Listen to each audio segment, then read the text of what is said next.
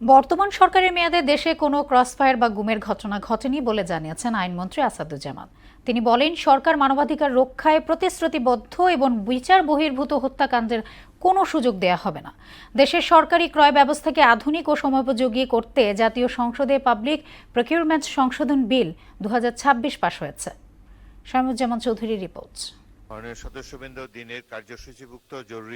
জাতীয় সংসদে বিল পাশের আলোচনায় কথা বলার সময় বরাদ্দ নিয়ে বিরোধী দল, স্পিকার ও স্বরাষ্ট্রমন্ত্রীর মধ্যে তর্ক বিতর্কের সৃষ্টি হয়। বিরোধী দলের অভিযোগ, মাত্র 2 মিনিটে গুরুত্বপূর্ণ বিষয়ে মতামত তুলে ধরা সম্ভব নয়। বৃহস্পতিবার সংসদের জাতীয় মানবাধিকার কমিশন রহিতকরণ ও পুনর্প্রচলন বিল 2026 পাশের পর এই পরিস্থিতির সৃষ্টি হয়। অধিবেশনে সভাপতিত্ব করেন স্পিকার হাফিজ উদ্দিন আহমেদ। আমাকে যে 2 মিনিট সময় দেওয়া হয়েছে অপ্রতুল।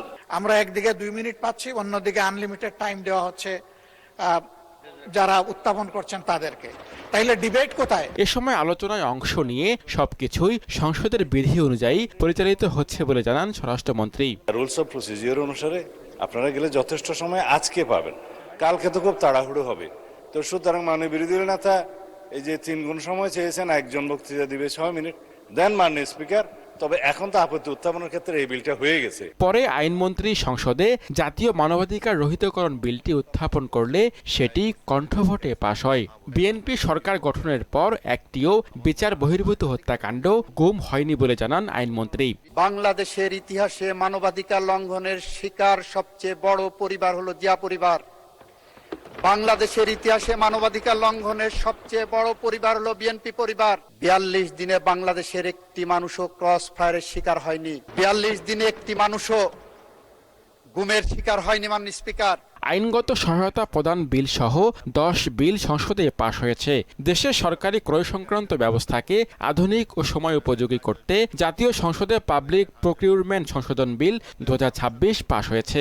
অর্থ ও পরিকল্পনা মন্ত্রী বিলটি উত্থাপন ও পাশের প্রস্তাব করেন, পরে তা কণ্ঠভোটে পাশ হয়। সংসদে উত্থাপিত আকারে পাবলিক প্রকিউরমেন্ট সংশোধন বিল 2026 অবিলম্বে বিবেচনার জন্য গৃহীত হলো।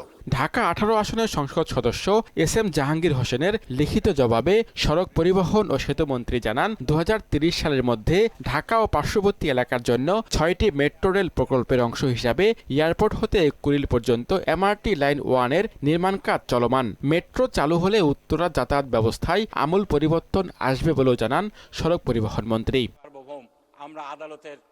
শামীমুজ্জামান চৌধুরী, মোহনা সংবাদ, ঢাকা। আপনাদেরকে ধন্যবাদ।